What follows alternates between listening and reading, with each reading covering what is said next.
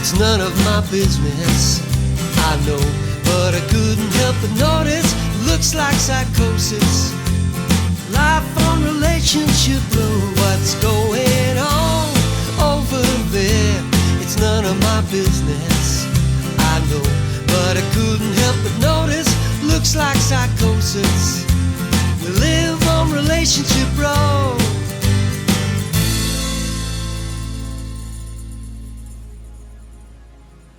Shona from number 8 is heading back to the school attended by her girls.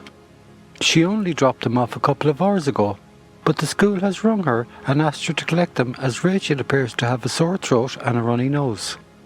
Shona thought that she would be really worried if this happened, but she has heard of this scenario happening quite a bit since the beginning of term. She's heard that most of the time it's just a normal cold. Since the girls started school, Shona has met a few of the other mums at the school gates, dropping off their children, and she has also got chatting to a few of them, from a distance of course. At least 2 of them have had to have their children tested, and they think that almost all of them will end up being tested at some point. Everyone is being extra cautious, so the slightest snivel is being treated as a possible COVID case. The trouble is, one of them just might be the real deal, and only a test can tell. So they all have to jump through the same hoop. The worst part is that if any household member is waiting for a test, then all the other members of that house are supposed to self-isolate until the COVID-19 test results are available. Shona knows that most people aren't doing this. The gossip at the school gate is very revealing. The girls are unhappy to have to come home, as both of them have made friends and are enjoying this new school. Shona feels sad for them that life should be so complicated and demanding right now, but she herself seems to have passed through the anxiety she used to feel about the coronavirus. She has reached a place where she accepts that we all have to live with it and live with the risk. All anyone can do, she tells herself, is to take all of the precautions they can and follow the most recent advice. One of the mums she has met seems to be angry a lot of the time because the government advice and regulations keep changing. Shona tries to avoid her as she finds her very negative and hard work to be around. After engaging with her online support, Shona recognises now that change is an inevitable fact of life, and advice will naturally change as the scientists learn more about the way the virus works. She does accept, though, that it can be difficult to stay up to date with everything, especially when the last thing she wants to do is listen to the news. Shona brings the girls home and then rings the doctor, who informs Shona that she has sent many children for tests since the beginning of term, but that she is lucky to live in an area where testing is still quite fast and the results are definitely coming through much quicker now. She has much to tell Jerry when she gets home. Thankfully, there haven't been any cases at work since Jerry returned, so that's a blessing, Shona thinks. But will this mean that Jerry has to stay off until the girls have been tested? She supposes that this must be the case, or what's the point of it all? Each potential case has a ripple effect, but that's better than the tsunami effect that could occur if too many people test positive. Although sadly the figures suggest that things are heading that way. No point worrying about it yet, thinks Shona. We'll just have to isolate, get the girls tested, and hopefully return to normal in a couple of days. Brendan is walking his usual circuit up the road towards the woods, then down Green Lane to the main road, and then left at the corner shop and back up Relationship Road to his flat. He has just turned into Green Lane when he spots Paula. This amuses Brendan, as for ages he kept hoping that he would bump into her, but he never did, and now that he's given up on that hope, there she is coming towards him, although she looks rather sad, he notices. "Hello again," he says as she draws close. "It's Paula, if I remember correctly, isn't it?" "Yes. Hello, Brendan. How are you?" she says, smiling at him. He can't help notice how her face softens and brightens when she smiles. This is what he remembered from their last brief encounter. "I'm fine. How have you been? I thought I might see you out walking, but it's not happened until now." "Well, I usually go out just after lunchtime before the children have finished school. You know, to avoid bumping into all of the other mums, kids and buggies, etc. I prefer it when the footpaths are quiet. Oh, I expect that's why I've missed you then. I usually go out around 6ish when I get home from work, though the nights are drawing in now, so I doubt if I will go out so often at this time. It's only the weekends that I can get out earlier. Are you not working today then? Asks Paula curiously. No, I had a job on, but the builders aren't going to be ready for me until tomorrow, so I finished at lunchtime today. That's why I'm out earlier than usual. Brendan hesitates and then decides to risk adding, so that's a bonus, as I wouldn't have bumped into you if I'd been working. Paula blushes ever so slightly and looks down at her feet. Oh, I hope I haven't offended you, have I? Says Brendan. Then he adds, me and my big mouth. My ex was always saying that I didn't know when to shut up. Paula touches his arm briefly and reassuringly as she says, you haven't offended me at all. It's just that it sounded like a compliment and I'm not used to those.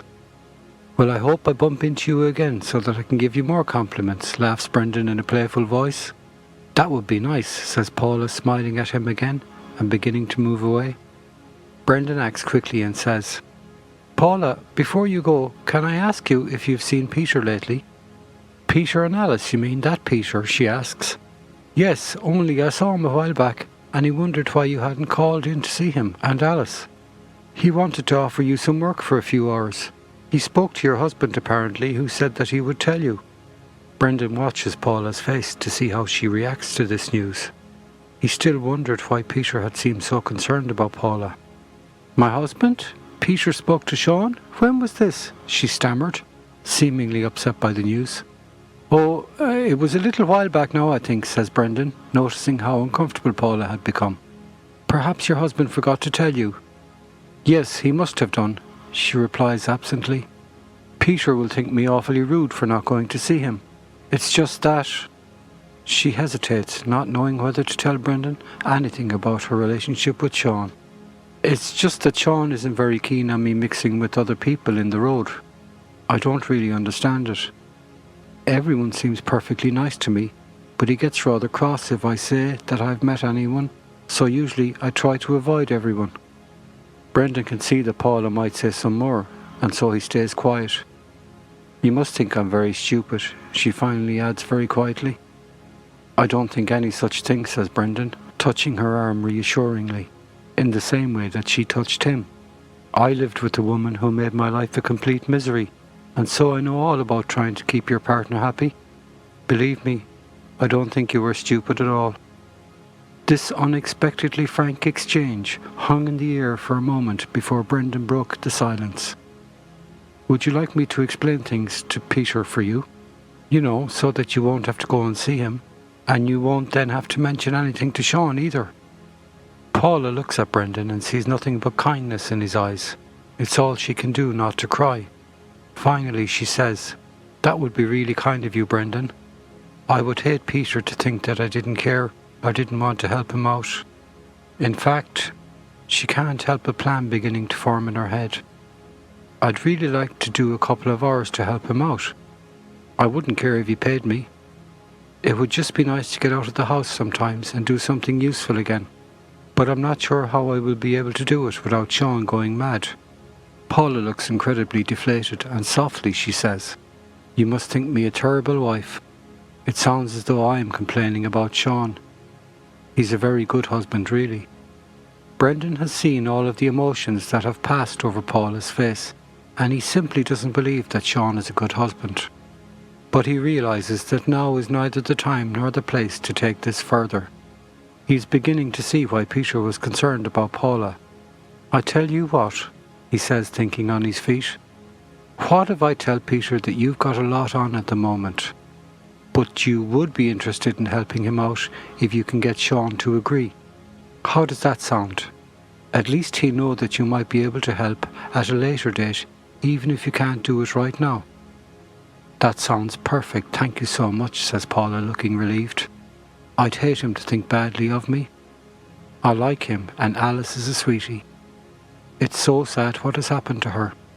Anyway, I really had better get going or Sean will be wondering where I've got to. And with that, Paula finally walks towards home. Brendan doesn't quite understand what is going on in his head, but he does know that he really likes Paula, and he instinctively recognises that she is in a terrible marriage. Maybe it's because I was in a similar situation myself, he wonders. He decides to call on Peter tomorrow and tell him about his meeting with Paula. He is also thinking that maybe he can find out a little bit more about Paula and her situation. In number 3, Olive and Dan are looking at the photos they took during their mini break. Fortunately, they were able to upload the pictures to a website and have made them into a little book which was posted back to them. They have always liked to take pictures, and they see their albums as something they will look at together when they are no longer able to travel. Maybe that time is now, says Dan pessimistically. I mean, if we hadn't gone away for a few days when we did, we'd never have gotten away. It looks like we'll be in a total lockdown again before the end of the year. I know, responds Olive, feeling uncharacteristically low. For people of our age, it's pretty miserable. We can't go anywhere or meet people. And we haven't even got family who can visit us. Still, let's not forget that there are people worse off than us. Look at poor old Peter and Alice. Now the only people that can visit them will be their daughter, and that might prove difficult as she lives quite a distance away, and the government is asking people not to travel unless they have to. Perhaps we should ask Peter if he would like us to pop around for a few minutes each day. I could make him a cake again. He always appreciates a homemade slice. You know, I think that's a really good idea, Olive. I'll pop over tomorrow morning and see what he says. To be honest, I think he might like a bit of company. What if you came over as well and had a little chat to Alice? You can still have conversations with her, especially about things from years ago. They might both enjoy a change of face.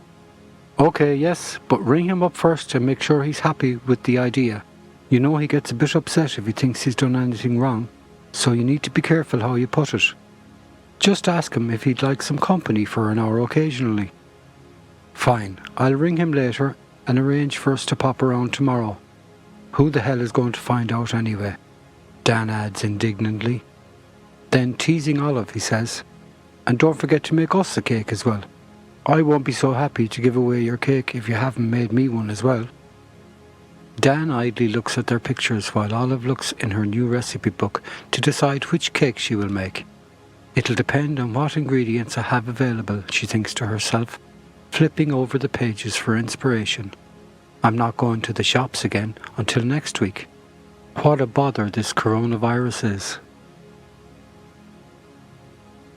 If you have something you would like to share or a concern you would like addressed, please send it in and we will try and incorporate it into the future storylines.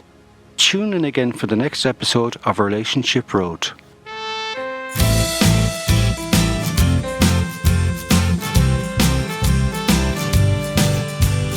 Welcome to Relationship Road, where people live just like me and you, alone or together in all kinds of weather, and most of them are scared of this flu.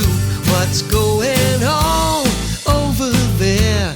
It's none of my business, I know, but I couldn't help but notice it looks like psychosis.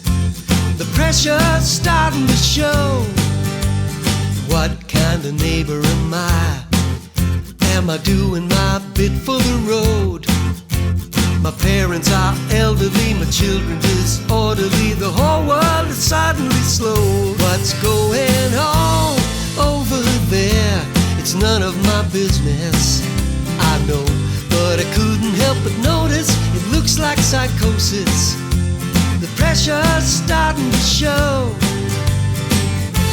And if you need me